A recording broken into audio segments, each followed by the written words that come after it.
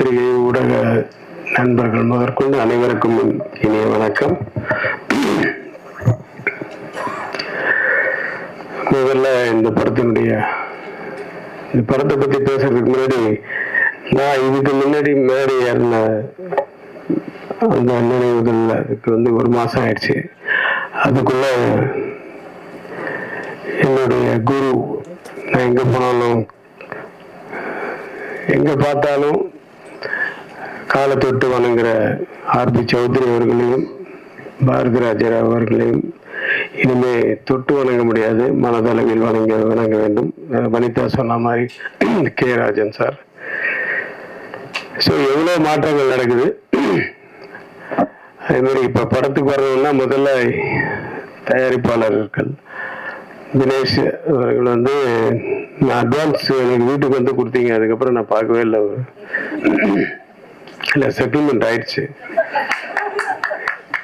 தனஞ்சயன் சாரை எனக்கு ஒரு 25 வருஷத்துக்கு முன்னாடி தெரியும். 2000 நினைக்கிறேன். தெனாலி என்னுடைய சொந்த படத்தை முதல் ஒரு ஏரியா ஏதாவது அவுட்ரைட் பண்ணார்னா இவர் தான் பண்ணாரு, ஆடியோ ரைட்ஸ். அன்னைக்கு அவர் அந்த இடத்துல இருந்தாரு. பாலா சொன்ன மாதிரி ஏர்டெல் கஸ்டமர் சர்வீஸ் கரெக்ட். அவர் உண்மையாக ஏர்டெல்ல வேற வேலை செஞ்சிருந்தாரு. கரெக்ட்.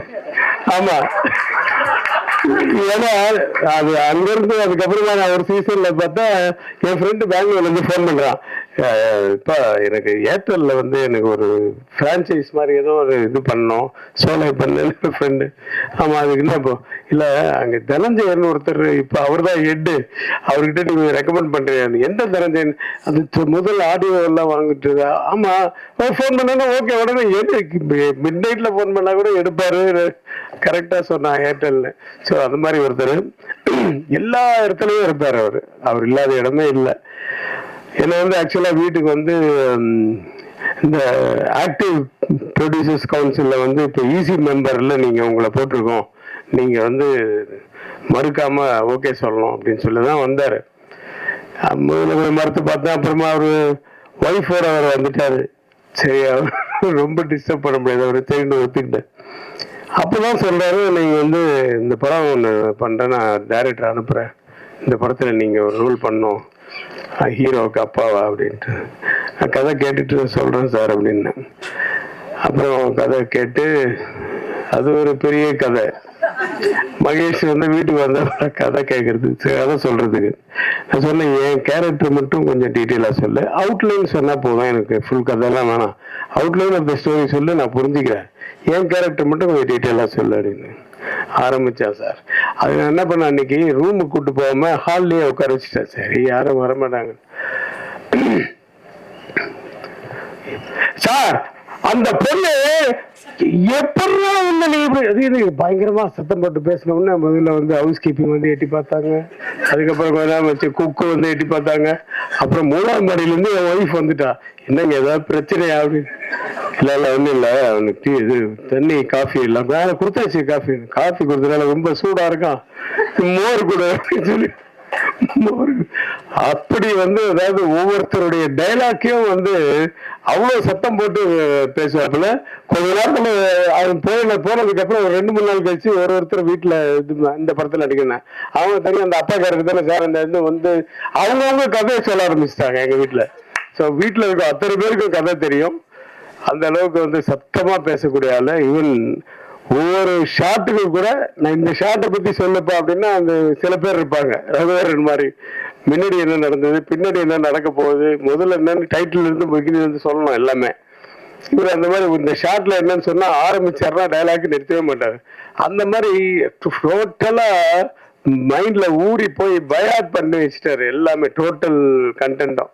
அதனால எப்போ கேட்டாலும் அந்த மாதிரி வரும், அப்படியே ஃப்ளோவா வந்துட்டே இருக்கும் அவருக்கு. So all the best Mahesh. நீ முதல் படம் மாதிரியே தெரியல, நீ வேலை வாங்கின விதமெல்லாம். கேமராமேன் ஏதோ ஒன்று சொல்லி வேலை வாங்குறது, அவரும் ரொம்ப உண்மையா அவர் சொன்ன மாதிரி சாஃப்ட் தான், ஹம்பிள் தான். ஆனால் கிம்பிள் எப்பவுமே தட்டுக்கிட்டு. ஏய் பாலா, ஆனா இதெல்லாம் ஓகே, பஞ்சஸ் எல்லாம் நீ நல்லா பண்ணணும். உன்னை எம்ஜிஆர் நாங்க பாரு, அதை மனசுல வச்சுக்கணும். அது ஏத்திக்காத. யார் சொன்னது? சுப்பிரமணி உண்மையா அந்த குணம் இருக்கணும். அந்த குணம் இருந்தாதான் மனுஷனா மதிப்பாங்க எல்லாரும். அது மட்டும் இல்ல, மதிக்கிறது என்ன, நமக்கே ஒரு ஒரு ஒரு திருப்தி இருக்கும். அந்த குணம் அவன்கிட்ட இருக்கு நிறைய. ஸோ இந்த படம் வந்து பவிஷை பத்தி சொல்லணும்னா, பவிஷ் வந்து விஜய் மாதிரியோ அது மாதிரியோ அதெல்லாம் நான் சொல்லல.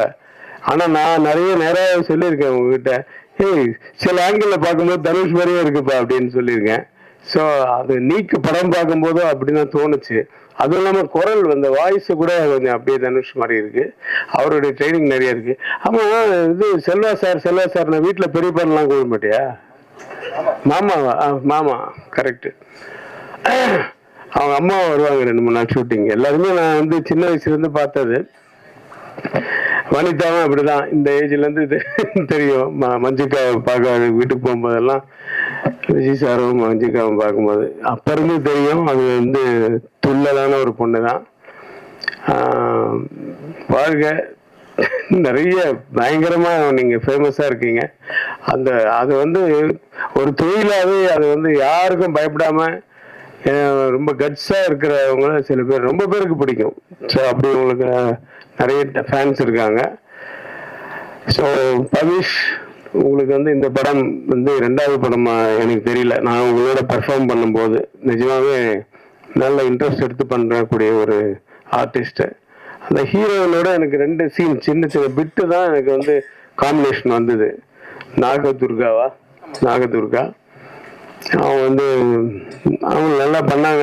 அந்த 2 சீன்ல அவங்க அம்மா வந்து இருக்காங்க, என்னையே மிரட்டுற அளவுக்கு டைலாக் அவங்களுக்கு. சரி, ஆனால் கொஞ்சம் பயந்துட்டேன், என்னடா அது அப்படின்ட்டு அப்படியே சமாளிச்சுட்டேன்னு வச்சுங்க. எனக்கு ஒய்ஃபா பண்ணவங்களும் சூப்பரா பண்ணாங்க. ஸோ ஆர்டிஸ்ட் மட்டும் இல்லை, எல்லா டெக்னீஷியன்ஸ் எல்லாம், விஜய் டான்ஸ் மாஸ்டர் எல்லாருமே ரொம்ப நல்லா சின்சியரா ஒர்க் பண்ண ஒரு படம் இது. இதுதான் ஃபர்ஸ்ட் விழான்னு சொன்னார் தனஞ்சயன் சார். தனஞ்சயன் சார் வந்து பட்ஜெட் படம்னாரு. நான் வந்து அதுதான் கொண்டாந்தேன். அவர் மேனேஜர் வந்து போய் பொக்கே கடைக்காரர்கிட்ட, இப்போ ஒரு பொக்கே வேலைப்பாரு, ஒரு 2000 ரூபாய் ஆகும் சார். அப்படியா, எனக்கு வந்து 3 பொக்கே போதும். ஒரு பொக்கேல எத்தனை பூ இருக்கும்? ஒரு 50 பூ இருக்கும்.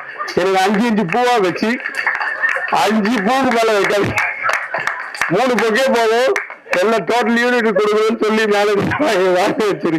அது தனஞ்சயன் சாருக்கு வாழ்த்துக்கள். பட்ஜெட் படம் தான் இப்படிதான் பண்ணோம்.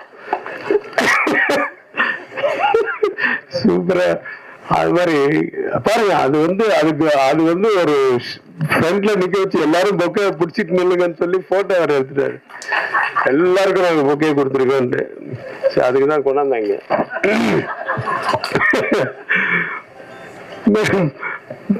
பணம் பேசும்போது அப்படிதான் எல்லா பட்ஜெட்.